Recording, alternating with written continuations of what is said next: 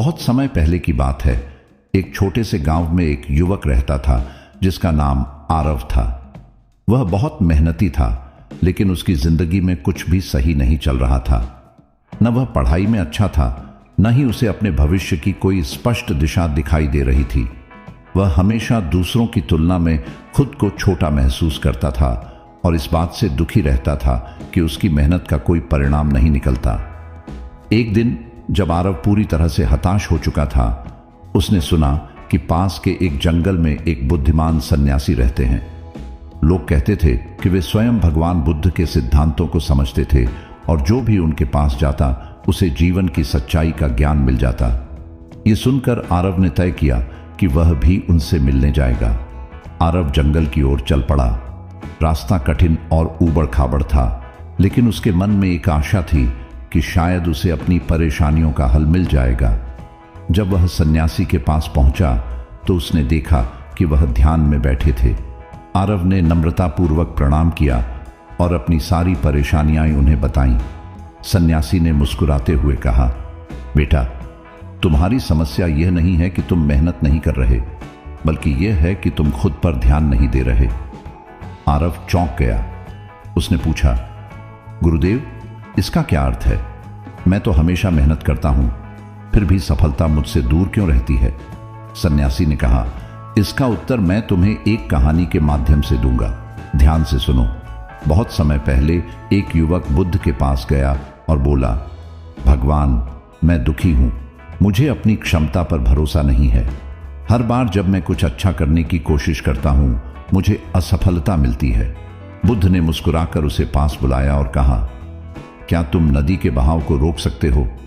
युवक बोला, नहीं भगवान। बुद्ध ने फिर पूछा, क्या तुम सूरज को उगने से रोक सकते हो? युवक ने फिर वही उत्तर दिया, नहीं भगवान। तब बुद्ध बोले, तो फिर तुम अपने विचारों के प्रवाह को क्यों रोकते हो? क्यों तुम अपने बारे में नकारात्मक सोचते हो? नदी और सूरज अपनी प्रकृति के अनुसार कार्य करते हैं। तुम्हें भी अपनी आत्मशक्ति को पहचानना होगा और खुद पर ध्यान देना होगा। जो व्यक्ति खुद को समझता है वह अपनी दुनिया को बदल सकता है। युवक की आंखें खुल गईं। उसे समझ आ गया कि जब तक वह खुद को कमजोर समझता रहेगा, तब तक सफलता उससे दूर रहेगी। सन्यासी ने आरव से पूछा, अब तुम बताओ, तुमने इस कहानी से क्या सीखा?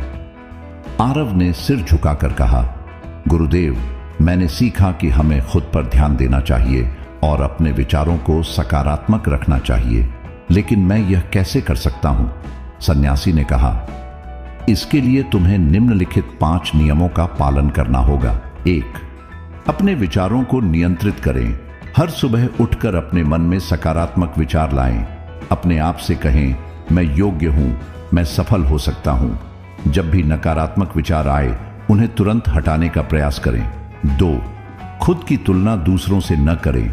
हर व्यक्ति का सफर अलग होता है। किसी और की सफलता देखकर खुद को कम मत समझो। अपनी यात्रा पर ध्यान दो और अपने लक्ष्य के लिए मेहनत करो। 3. शिक्षा को प्राथमिकता दें। शिक्षा केवल किताबों तक सीमित नहीं होती। हर दिन कुछ नया सीखने की आदत डालें। अनुभव भी एक बड़ी शिक्षा होती है। 4. ध्यान और आत्मचिंतन करें। हर दिन कुछ समय अकेले बैठकर खुद को समझने की कोशिश करें। ध्यान करें, गहरी सांस लें और अपने मन को शांत करें। इससे आपके भीतर की उलझनें दूर होंगी। 5. धैर्य रखें और निरंतर प्रयास करें। सफलता एक दिन में नहीं मिलती। अपने लक्ष्य की ओर बढ़ते रहें, भले ही धीमी गति से ही क्यों न हो। जब तक आप प्रयास करते रहेंगे, तब तक सफलता आपके कदम चूमेगी।